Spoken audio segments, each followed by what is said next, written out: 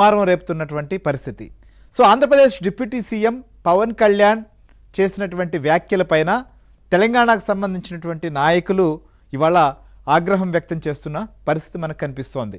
So Pawan Kalyan ఏదైతే కోనసీమలో కొబ్బరి తోటలు ఎండిపోవడం, చాలా తోటలలో చాలా చెట్లకు మొత్తం తలంతా కూడా లేకుండా అవి మిగిలిపోతున్నటువంటి పరిస్థితిని దృష్టిలో ఉంచుకొని ఆ ప్రాంతంలో ఆయన పర్యటించారు. ఇది గత కొంతకాలంగా కోనసీమలో ఉన్నటువంటి కొన్ని చెట్లు, దాదాపు 2 లక్షల కొబ్బరి చెట్లు మొత్తం కూడా పూర్తిగా ఒక ఎండిపోయినటువంటి పరిస్థితి. ఆ మొత్తం కూడా పై భాగంలో ఉన్నటువంటి తలభాగం అంతా కూడా పూర్తిగా పోయినటువంటి పరిస్థితి. దీంతో చెట్లు మొండువారి కనిపిస్తుండడంతో రైతులు తీవ్ర ఆవేదన వ్యక్తం చేస్తున్నారు. తీవ్రంగా వారు నష్టపోయాము దీంతో అని చెప్పి తమ ఆవేదన వ్యక్తం చేస్తున్న పరిస్థితి. ఈ నేపథ్యంలోనే ఆంధ్రప్రదేశ్ డిప్యూటీ సీఎం పవన్ కళ్యాణ్ 26వ తేదీన, గత నెల 26వ తేదీన ఆయన కోనసీమలో పర్యటించి అక్కడ రైతులతో ముఖాముఖి నిర్వహించడం, అలానే వారందరితో కూడా మాట్లాడిన తర్వాత ఆయన కూడా రియాక్ట్ అయ్యాడు అక్కడికి వెళ్ళి. సో అయితే కోనసీమలో కొబ్బరి తోటలు ఎందుకు ఇలా మారిపోతున్నాయి, సో ఒక ప్రాంతంలోనే అత్యధికంగా ఈ పరిస్థితి కూడా నెలకొని ఉంది, ఎందుకు ఇలాంటి సిచ్యువేషన్ వచ్చింది అనే దానిపైన అనేక రకాలైనటువంటి అధికారులు కావచ్చు, లేకపోతే నిపుణులు, వీళ్ళందరూ కూడా రకరకాలైనటువంటి ఆ నెలకొన్నటువంటి పరిస్థితులపైన కొంత అధ్యయనం కూడా చేశారు.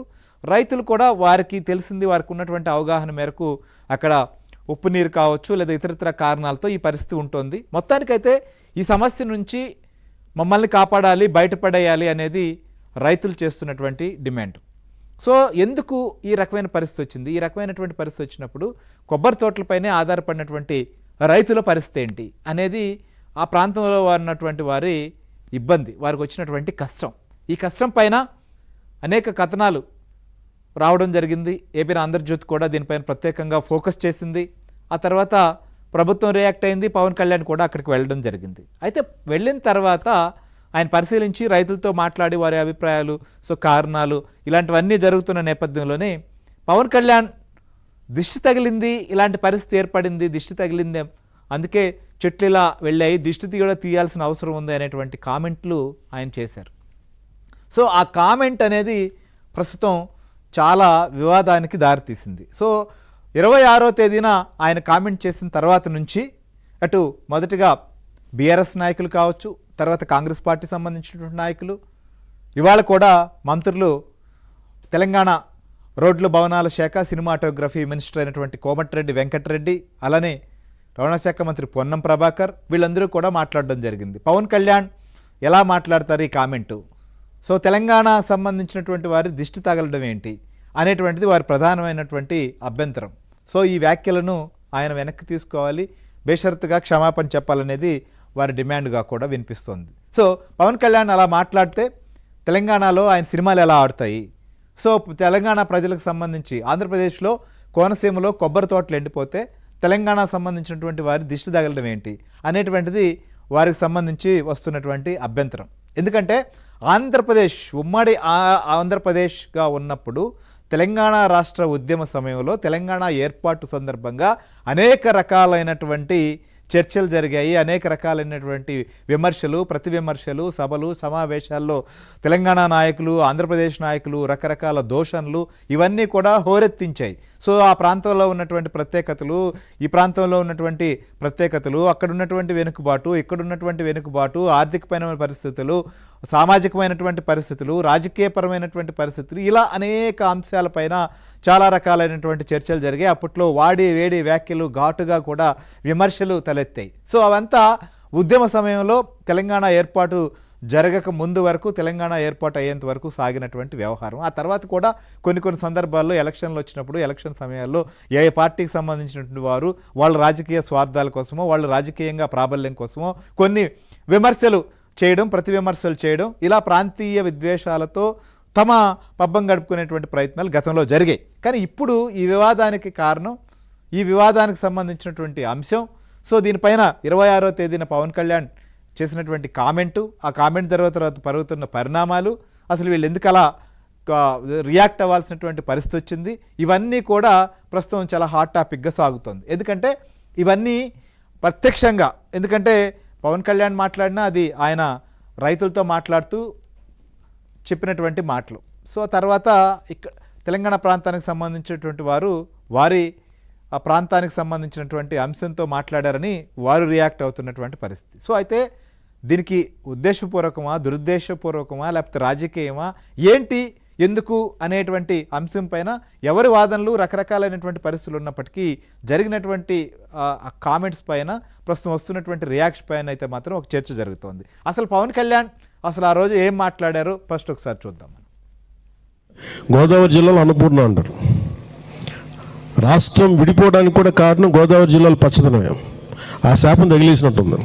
ఈరోజు గోదావరి జిల్లాలో మొత్తం కొబ్బరి చెట్లతోటి, తెలంగాణ నాయకులంతా అంటారు కొబ్బరి చెట్లతో చాలా ఆనందంగా ఉంటుంది, మీరు ఏమంటుందని పచ్చదనంతో చాలా బాగుంటుందండి. ఈరోజు కొబ్బరి చెట్లు ముండలు కూడా లేవు, అంత దిష్టి తగిలింది కోనసీమకి.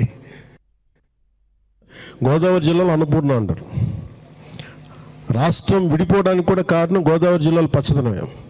ఆ శాపం తగిలేసినట్టుంది. ఈరోజు గోదావరి జిల్లాలో మొత్తం కొబ్బరి చెట్లతోటి, తెలంగాణ నాయకులంతా అంటారు కొబ్బరి చెట్లతో చాలా ఆనందంగా ఉంటుంది, మీరు ఏమంటుందని పచ్చదనంతో చాలా బాగుంటుందండి. ఈరోజు కొబ్బరి చెట్లు ముండలు కూడా లేవు, అంత దిష్టి తగిలింది కోనసీమకి.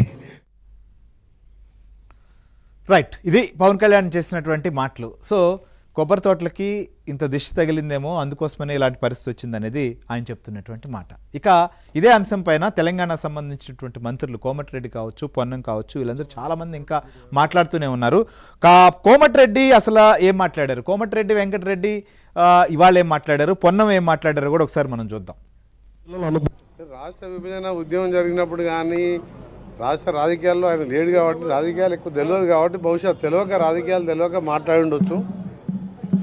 కోనసీమ గురించి తెలంగాణ ఉద్యమం జరగలేదు, తెలంగాణ రాలేదు. హైదరాబాద్లో వచ్చిన ఇన్కమ్ కానీ, ఆంధ్రప్రదేశ్ ఏర్పడ్డ తర్వాత ఎప్పుడు కూడా మెజార్టీపై మైనార్టీ అంటారు, ఆ విధంగా 175 మంది శాసనసభ్యులు వాళ్ళు, మిగిలిన 119 మేము. సో తెలంగాణ మావాడు ఎప్పుడు ముఖ్యమంత్రి అయినా 2 ఏళ్ళు కూడా ఉండనీయలేదు. ఆ విధంగా హైదరాబాద్లో వచ్చిన ఇన్కమ్ కానివ్వండి, తెలంగాణ ప్రాంతానికి రావాల్సిన నిధులు, నీళ్లు, నియామకాలు అన్యాయం జరిగిందని చెప్పి ఉద్యమాలు జరిగి ఆ రోజు 369 మంది ప్రాణాలు పోయి, మలిదశ ఉద్యమంలో 11 మంది చనిపోతే సోనియా గాంధీ చూడలేక, తెలంగాణ నిజమైన డిమాండ్ ఇది, తెలంగాణని ఆంధ్ర పాలకులు ఎటు కూడా మెజార్టీ ఎమ్మెల్యేలు ఉన్నదని చెప్పి అన్యాయం చేస్తున్న అన్ని రంగాల్లో పిల్లల చావులు, మరణాలు చూడలేక తెలంగాణ ఇవ్వడం జరిగింది. పవన్ కళ్యాణ్ గారు చేసిన వ్యాఖ్యలను తీవ్రంగా ఖండిస్తూ దాన్ని బేషరతుగా క్షమాపణ చెప్పి ఉన్నాగా ఉండాలని పవన్ కళ్యాణ్ గారిని విజ్ఞప్తి చేస్తున్నాం. తెలంగాణ ప్రజలను అవమానపరచడమే. పవన్ కళ్యాణ్ గారు బేషరతుగా క్షమాపణ చెప్పి వాటలు ఉపసంహరించుకోవాలి. ఆయనకు ఒకవేళ హోష్ లేకపోతే భారతీయ జనతా పార్టీ, తెలుగుదేశం పార్టీ అలయన్స్లో ఉన్నటువంటి అలయన్స్ పార్ట్నర్స్, ఈ రాష్ట్రంలో ఉన్న కిషన్ రెడ్డి, బండి సంజయ్ గారు ఆయనకు ఒప్పియాలి, చంద్రబాబు నాయుడు గారు మెప్పియాలి, క్షమాపణ చెప్పియాలి. ఇది అవసరం. లేదంటే తెలంగాణ, ఆంధ్రప్రదేశ్ని ఎప్పుడూ మేము అంటలేం. 2 సోదర భావంతో ఉండాలి. ఇంత కొట్లాడి వేరైన తర్వాత నీ దగ్గర ఎక్కడో కొబ్బరి చెట్లు ఎండిపోతే తెలంగాణ ప్రజలను అవమానపరచట్లా. ఈరోజు మీకు తెలంగాణ మీ దగ్గర వచ్చే తుఫానుకు మునిగిపోతుంది. అది ప్రకృతి అని ఊరుకుంటాను తప్ప ఆంధ్ర ప్రజలు మమ్మల్ని మునుస్తున్నారని అంటలేము కదా. కనీస జ్ఞానం లేకపోతే ఇట్లా ఉప ముఖ్యమంత్రి అయిన తర్వాత ఇంకా సినిమా నటుడిలాగా మాట్లాడితే ఇట్లా. మాకు హోదా ఉంది, బాధ్యత ఉన్నది కాబట్టి మాట్లాడుతాను. తెలంగాణ రోషాన్ని గిచ్చకు, ఇబ్బంది కలుగుతుంది నీకు. మేము హైదరాబాద్ రావద్దంటలేము, కానీ నువ్వు ఇట్లా తెలంగాణ పౌరుల రేషాన్ని గిచ్చితే అది నీకు ప్రమాదం, మంచిది కాదు. మంత్రిగా, ఉప ముఖ్యమంత్రిగా ఆలోచన చేసుకోమని కోరుతా ఉన్నా. పవన్ కళ్యాణ్కి అభిమానులు ఉండడం తప్పులేదు, సినిమా అభిమానం. ఆ అభిమానులను కూడా కోరుతా ఉన్నా. చూడండి, తెలంగాణ ప్రజల కళ్ళు దిష్టి తగిలి చెట్లు ఎండిపోతున్నాయంటే మనం ఎంత పాపాత్మకంగా మాట్లాడుతున్నారో అర్థం చేసుకోవాలి. నేను ఆంధ్ర అభిమానులను కూడా కోరుతున్నాను. మీ యొక్క నటుడిపైన అభిమానం ఉంటే తప్పలేదు, కానీ మా కళ్ళు మీకెందుకు మాడగొట్టే ప్రయత్నం చేస్తే మేము అసలు కోనసీమ కొబ్బరి చూడకనే పోతాం కదా. కాబట్టి అట్లా మాట్లాడద్దు, ఇది మంచిది కాదు. మేము అందరూ కలిసి ఉండాలి. తెలుగు రాష్ట్రాలు ఈ దేశంలో రెండు ఉమ్మడిగా అభివృద్ధి కావాలని కోరుకుంటా ఉన్నాం. ఇటువంటి దశలో వైషమ్యాలను కలుగజేసి తెలంగాణ పోరాటంతో సాధించుకున్న తెలంగాణ పౌరులను అవమానపరిస్తే పవన్ కళ్యాణ్ జాగ్రత్త. సో ఇది ప్రభుత్వం పొన్నం మాట్లాడుతున్నటువంటి అటు వెంకటరెడ్డి కావచ్చు, పొన్నం కావచ్చు చేసినటువంటి కామెంట్స్ని కూడా మనం చేస్తున్నాం. పవన్ కళ్యాణ్ చేసినటువంటి వ్యాఖ్యల పైన ఇటు తెలంగాణ సంబంధించినటువంటి మంత్రులు చేస్తున్నటువంటి కామెంట్ ఇది. సో ఆంధ్రప్రదేశ్లో లేదా అక్కడ సముద్ర తీరంలో తుఫాన్ వస్తే తెలంగాణలో కూడా నష్టపోతుంది. కాబట్టి ఇది ఆంధ్రప్రదేశ్ వాళ్ళు చేసిందని మేము అనట్లేదు కదా. సో అక్కడ వచ్చినటువంటి ప్రాబ్లం నష్టానికి సో ఇక్కడ దీనికి ఏం సంబంధం అనేటువంటిది వారు చేస్తున్నటువంటి డిమాండ్. సో క్షమాపణ చెప్పాలని చెప్పి ఓవరాల్గా కోరుతున్నారు. కానీ అసలు పవన్ కళ్యాణ్ ఆ సందర్భంలో అసలు అక్కడ ఆయన రైతులతో మాట్లాడుతున్నప్పుడు ఏం మాట్లాడారు, ఎందుకు అలా మాట్లాడాల్సి వచ్చింది, అసలు అక్కడ ఆ పరిస్థితికి కారణం ఏంటి అనేది కూడా సో అక్కడ ప్రత్యక్షంగా ఆ రోజు రైతులతో ఇంటరాక్ట్ అయినప్పుడు ప్రతినిధి రాజబాబు కూడా మనతో పాటు అక్కడ కవరేజీకి వెళ్ళాడు. సో మనతో పాటు రాజబాబు